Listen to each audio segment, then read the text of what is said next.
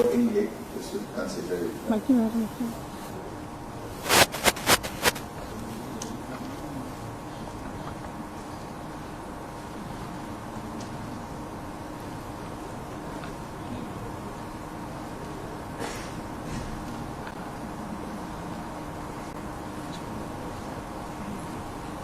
Namaskar. INI Radiology Update 2025. So this particular occasion is very special one for the people of Northeast. I being an Northeasterner, I feel proud to be a part of this noble endeavor. Today, we have on the dais Professor Dr. Ashok Puranik, Patron, Executive Director, AIIMS Guwahati. We have Professor Dr. Shailesh B. Gaikwad, Organizing Chairman, INI Radiology Update 2025, Head Department of Neuroimaging and Interventional Neuroradiology, and Chief of the Cardiac Neuro Center, AIIMS, New Delhi. We have the presence of Professor Dr. Rajesh Malik, Organizing Chairman, Head Department of Radio Diagnosis, AIIMS Bhopal. We have Dr. Pankaj Sharma, Secretary, Additional Professor, Department of Radio Diagnosis, AIIMS Rishikesh. And we have Professor Dr. Pranjal Phukan, Organizing Secretary, Head Department of Radio Diagnosis, AIIMS Guwahati. And also the presence of respected radiologists, researchers, young doctors from India's premier institute of national importance. मैं आप सबको दिल के गहराइयों से शुभकामना देता हूं. Health is wealth. And to maintain our health effectively, we need holistic healthcare system. This is what the deep realization of our Honorable Prime Minister Narendra Modi ji. And with this deep realization and commitment for the cause of the mankind, people of the country, he has brought many transformation in the sector of healthcare system. And I am deeply honored to join you at the INI Radiology Update 2025 here at AIIMS Guwahati, a landmark event bringing together radiologists, researchers and young doctors from India's premier institute of national importance. My heartfelt congratulations to the Department of Diagnostic and Interventional Radiology, AIIMS Guwahati, and the organizing committee for this initiative, which is not only strengthened academic excellence but also reinforces India's collective vision in healthcare. Let me tell you a little bit about the healthcare transformation under the dynamic leadership of Honorable Prime Minister Narendra Modi ji since 2014. यानी कि पिछले 11 साल के अंदर जो भी बदलाव हमने खुद महसूस की है, देखी है और जिसे हमें लाभ मिली है और देश की जनता को, आम जनता को लाभ मिले है, इस पर मैं थोड़ा नजर डालना चाहता हूं. Over the last decade, under the visionary leadership of Honorable Prime Minister Narendra Modi ji, India's medical healthcare system has been completely transformed from infrastructure to access and from affordability to innovation. expansion of AIIMS network from just 7 AIIMS in 2014. Today, India has 23 AIIMS, of which several are fully operational, including AIIMS Guwahati, giving people in the Northeast world-class healthcare at their doorstep. Ayushman Bharat PM Jan Arogya Yojana, the world's largest health assurance scheme, covering over 55 crore citizens with up to 5 lakhs per family per year for critical treatment, ensuring healthcare is universal and inclusive. Jan Aushadhi Pariyojana, with more than 11,000 Jan Aushadhi Kendras across India, the supply of affordable quality medicine has reduced out-of-pocket expenditure and brought relief to millions of families. Critical illness support, PM Modi's government has prioritized treatment support for cancer, kidney ailments, heart diseases, and liver condition, ensuring specialized scheme for life-threatening illnesses.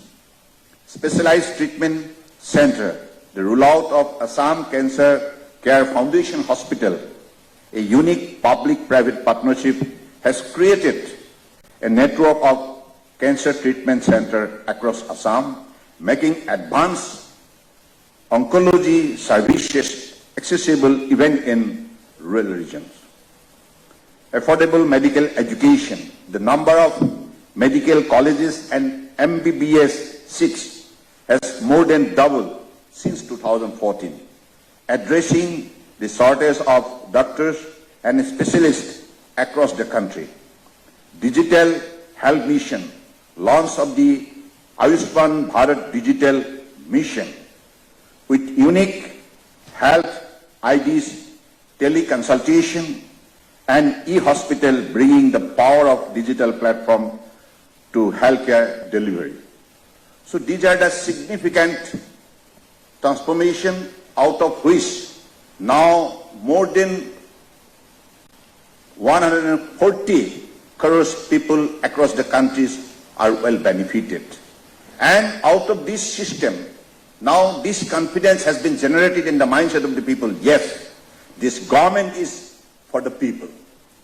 This government is of the people. This government is by the people. And these particular feelings were being deeply realized by every citizen, because they got the special care, special treatment from the government side, so that people can develop their confidence. Yes, we can live a life of dignity and better health. So I believe this is the special, exceptional service to the nation rendered by the dynamic Prime Minister Narendra Modi ji through his special initiative. एक तो होना चाहिए मोदी जी के.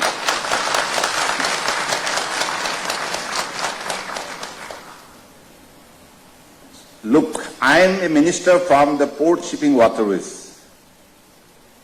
मैं तो मानता हूं जलमार्ग का बिना इस धरती पे कभी भी मानव सभ्यता की विकास संभव नहीं हो सकती. मानव सभ्यता की विकास शुरुआत से ही जलमार्ग के जरिए ही हुई है. चाहे संस्कृति हो, चाहे व्यापार हो, चाहे अलग अलग रिलीजन हो, सारे चीजों को आगे बढ़ाने के लिए अगर किसी ने विशेष रूप से मदद की, सहारा दी, वही है जलमार्ग. मैं इसलिए मानता हूं, बार बार बोलता हूं और लोगों का मन में भी ये अनुभव जगाना चाहता हूं. Water is the wisdom. Water is the wealth. Water is the weather. Water is the world. आप पानी के महत्व हर डॉक्टर और मरीज इसे गंभीर रूप से उपलब्धि भी करते हैं और आज जलमार्ग के जरिए चाहे नदी हो या सागर हो या महासागर हो, जो यात्रा हमने की है, इस यात्रा कालखंड में हमारे देश के किसान हो, देश के डॉक्टर हो, देश के अलग अलग सेक्टर में जो भी हमारे जनता बसा हुआ है, अलग अलग कर्मभूमि में जो भी अपनी निष्ठापूर्वक काम को आगे बढ़ाया है, सबको अगर अपने सपने को साकार करना है तो जलमार्ग के जरिए ही उनको गति करना होगा, यात्रा करना होगा। क्योंकि आप सबको मालूम है हमारे मंत्रालय से देश की 90% by volume, 70% by value, EXIM cargo is being handled. We are the largest transport of the country. और हमारे जो भी कार्गो दुनिया के अलग अलग देश पे जाते हैं, ये हमारे देशवासियों की हाथों से बनाई हुई निर्मित अलग अलग सामग्री को हम दुनिया के बाजार में ले जाती है और उसी हिसाब से देश का अर्थव्यवस्था को मजबूत बनाने के लिए एक हम महत्वपूर्ण कदम उठाते हैं। तो जिसे आप लोग हमेशा सहयोग करते आए हैं। परम आदरणीय प्रधानमंत्री जी ने पिछले 11 साल के अंदर हमारे सिर्फ हेल्थ सेक्टर में ही नहीं, सिर्फ हमारे पोर्ट शिपिंग वाटर सेक्टर में ही नहीं, हर सेक्टर में शक्ति देने का काम किया। उनकी विजन ने आज हमारे देशवासियों को इतने बड़ी उम्मीद जगाया, सबका मनोबल बढ़ाया, आत्मविश्वास दोगुना किया, क्योंकि पिछले 11 साल के अंदर ही हमारे 2014 में हमारे हालत थे दुनिया के हम 11वीं अर्थव्यवस्था बनी हुई थी और सिर्फ 11 साल के अंदर हमारे परम आदरणीय प्रधानमंत्री जी की ली हुई नीति और कार्यक्रम परियोजना की वजह से और सही समय पर उसको लागू करने की वजह से 11 नंबर से छलांग लगा के अब दुनिया का हम तीसरी बड़ी अर्थव्यवस्था बनने जा रहा है। So this is the power of his vision and leadership and dynamism and hard-working ability, his honesty, his commitment, his dedication, devotion for the cause of the country. और हम सबको ऐसे ही होना चाहिए। आप इस बैठक पे हमारे परम आदरणीय रेडियोलॉजिस्ट, रिसर्चर्स, आप लोग बड़े बड़े जो भी डॉक्टर यहां उपस्थित है, आप लोगों से ही आग्रह है कि हमारे समाज में हैप्पीनेस को हर व्यक्ति को देने के लिए आप हमेशा सुबह शाम काम करते आए हैं। क्योंकि मैं हमेशा मानता हूं hospital should be always regarded as a centre of happiness. क्योंकि जब भी कोई व्यक्ति बीमार पड़ते हैं उनको राहत चाहिए, उसी समस्या से उनको हाल मिलना चाहिए, उसी संकट से उनको कहीं उपाय चाहिए बचने का। तो जब वो उसी बीमार से अगर उसको राहत मिला तो उनकी जीवन में शांति वापस आ जाती है, उम्मीद भी जग जाती है। हाँ, मेरा अब स्वास्थ्य ठीक है, मैं तंदुरुस्त हूं, सुस्वास्थ्य हूं, मैं देश के लिए अपने योगदान दे सकता हूं। तो I believe that is the noble endeavour, particularly this sector always carries as a legacy of your kind of ancestors, because since the time of human civilization, inception of the human civilization, because whatever like treatment system in those days, particularly परंपरागत जो चिकित्सा व्यवस्था और आज आधुनिक चिकित्सा व्यवस्था, इस दोनों चिकित्सा व्यवस्था आज के दिन पर एक साथ मिलकर मानव सेवा करने के लिए प्रतिबद्ध है।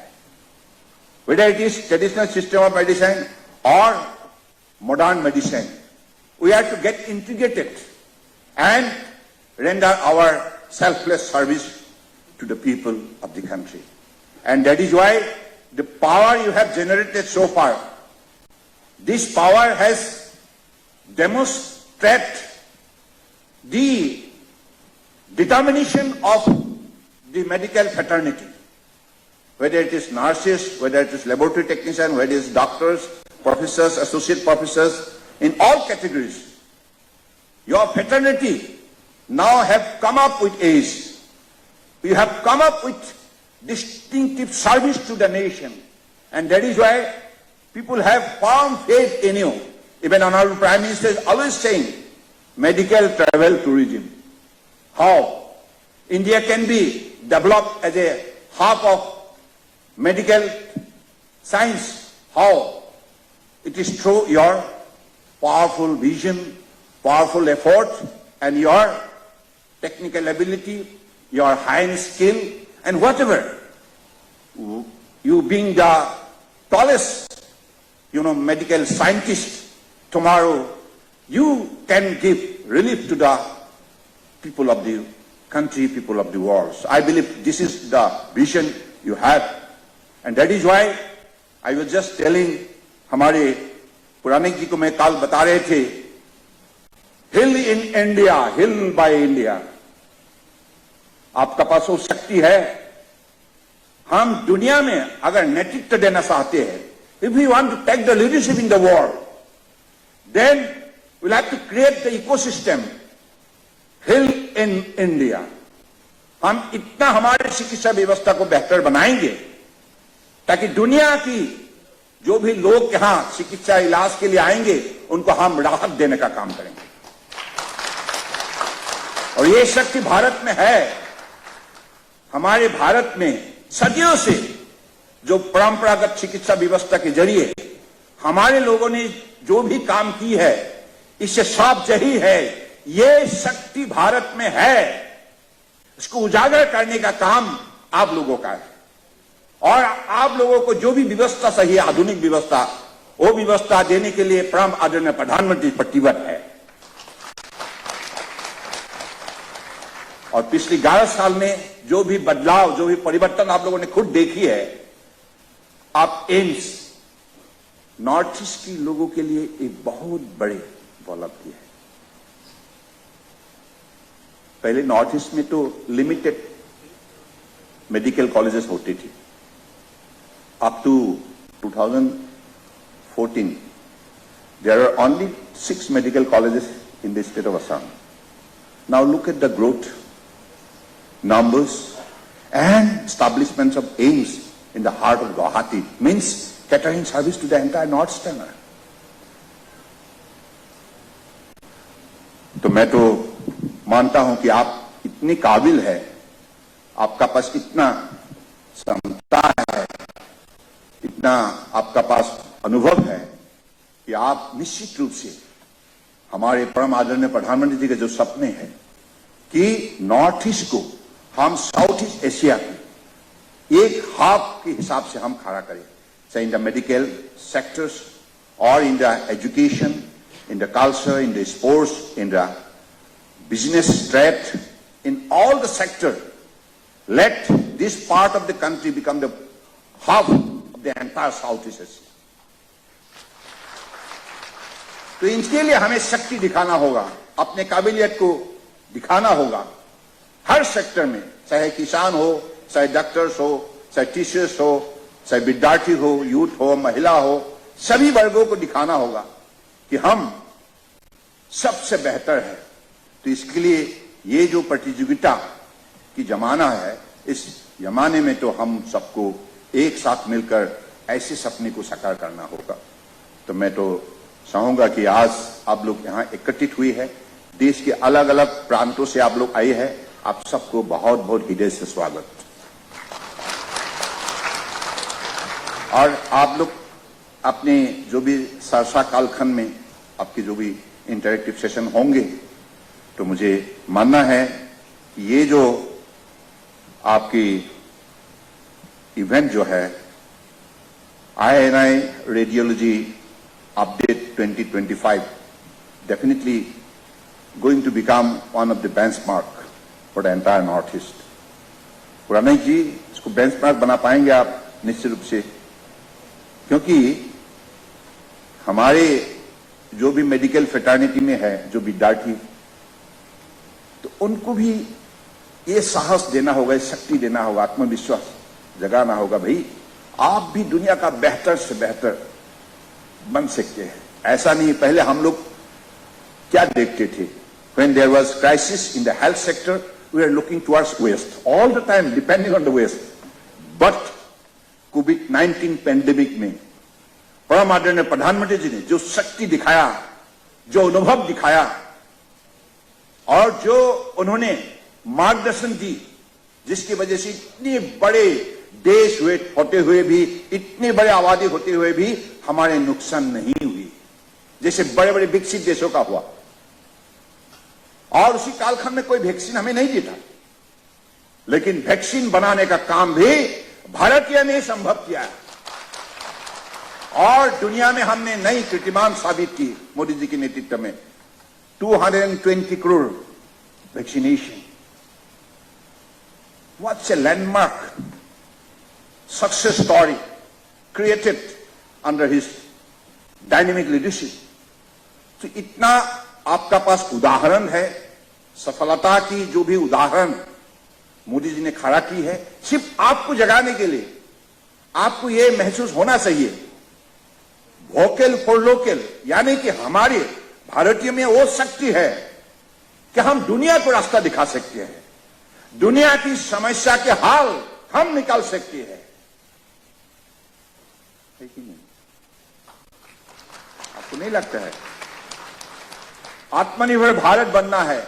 आत्मनिर्भर भारत एक स्लोगन नहीं हो सकता, ये बहुत मेहनती ये एक यात्रा है, कठोर परिश्रम और प्रतिबद्ध होते हुए भी समर्पित भावनाओं से अगर हम सब एक साथ मिलकर एक भारत श्रेष्ठ भारत की नीति के आधारित हम अगर मेहनत करेंगे, तो निश्चित रूप से यह भारत होगा आत्मनिर्भर Bharat.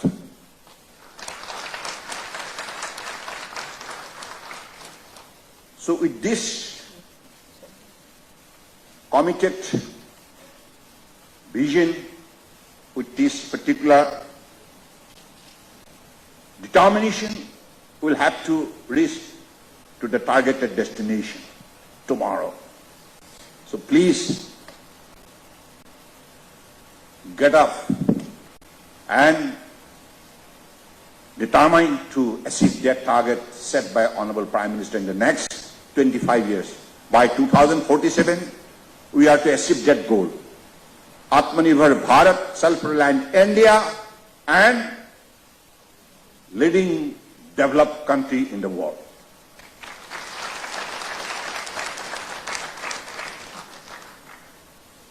With these few words, I especially thankful to Mr. Puranik ji and all other respected Gaikwad ji, Malik ji, Sharma ji, फूकन जी, इस कार्यक्रम में जुड़े हुए सभी महानुभाव को मैं विशेष रूप से धन्यवाद देता हूं, क्योंकि ये संस्था, ये जो AIIMS Guwahati now become a centre of excellence, and जो भी काम होंगे एक ग्लोबल बेंचमार्क तैयार करेंगे। ऐसा नहीं कि नेशनल पर नहीं सीमित रहेंगे हम, है ना। और हमारे जो भी वर्कफोर्स होंगे, यहां से जो वर्कफोर्स बनेगा, ये दुनिया के लिए प्रतिबद्ध होगा, दुनिया के मानव समाज के लिए। कि परम आदरणीय प्रधानमंत्री जी ने हमेशा ये कहते आए हैं, one earth, one family, one future, है ना। और इंटरनेशनल योगा डे के जरिए उन्होंने दुनिया को जोड़ा है और मानव समाज की स्वास्थ्य हमेशा तंदुरुस्त रहे, इसलिए योग के जरिए मानव समाज को अपने जीवन जीने के लिए उन्होंने प्रोत्साहित की है। इतनी बड़ी तोहफा दुनिया के मानव समाज को उन्होंने उपहार के रूप से दी है। इससे आप लोगों को ये जानकारी मतलब शायद है और जानकर खुशी होंगे। अब तक हर साल यूएनओ की उनकी सुपरविजन में उनकी जो परंपरागत कार्यक्रम है साल भर में जो होती है 100 से अधिक है। ये नया जो कार्यक्रम उन्होंने जोड़ा है international day of yoga on 21st of June every year, और ये इसलिए जोड़े गए हैं कि परम आदरणीय प्रधानमंत्री जी ने यूएनओ के जनरल असेंबली में प्रस्ताव रखा था और आप हर साल प्रधानमंत्री जी के नेतृत्व में more than 190 countries do practice yoga,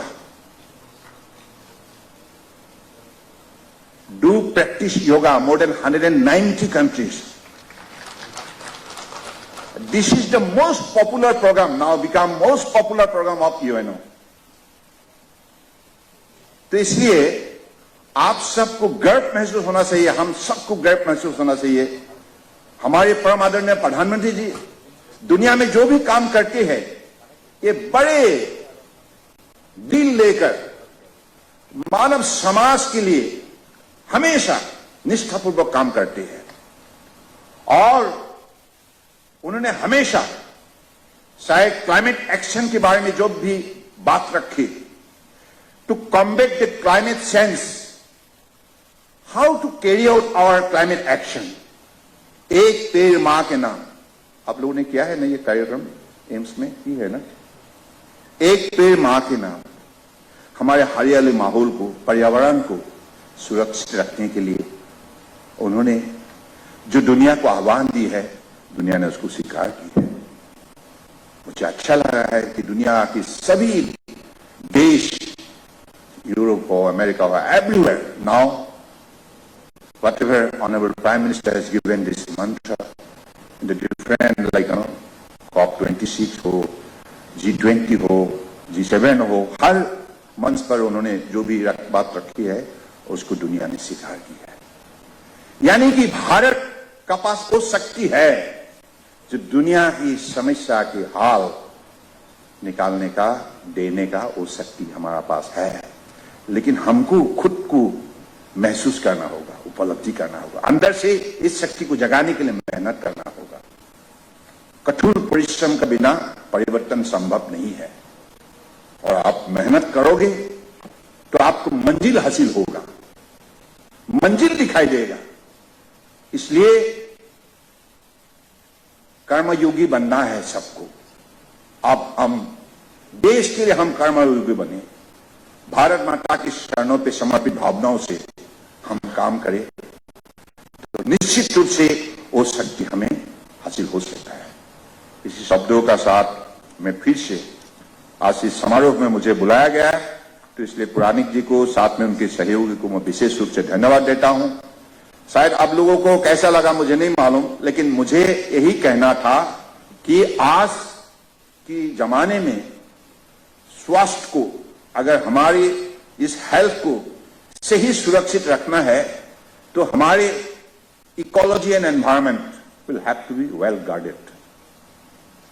we want to be the leading nation, we want to be one of the leading economic power in the world, but we do not want to grow our economy at the cost of ecology and environment. प्रकृति रहेगा तो प्राणी रहेगा, अगर प्रकृति नहीं रहेगा तो प्राणी कैसे रहेगा? क्योंकि आप लोग हेल्थ केयर से जुड़े हुए हैं, इसलिए मैंने इन बातों को रखा, हर बिंदु इसलिए रखा ताकि आप भी ऐसे ही तंदुरुस्त रहे, क्योंकि आपको उदाहरण आपको बनना होगा। Yes, every day person involved in the medical fraternity, if they are fit, fresh and energetic, आपको देखते ही मरीज को साहस आ जाएगा और आपको देखते ही उनका उम्मीद जग जाएगा, हाँ मैं भी बन सकता हूं. That is why मेरा छोटा सा एक अनुरोध है कि वो ऋषि मुनियों का कहना है कि युग फॉर निरुक. तो इसलिए आप भी हर दिन थोड़ा समय निकालिए और योग अभ्यास कीजिएगा ताकि आप हमेशा तंदुरुस्त और खूबसूरत बने रहे. Thank you. जय हिंद.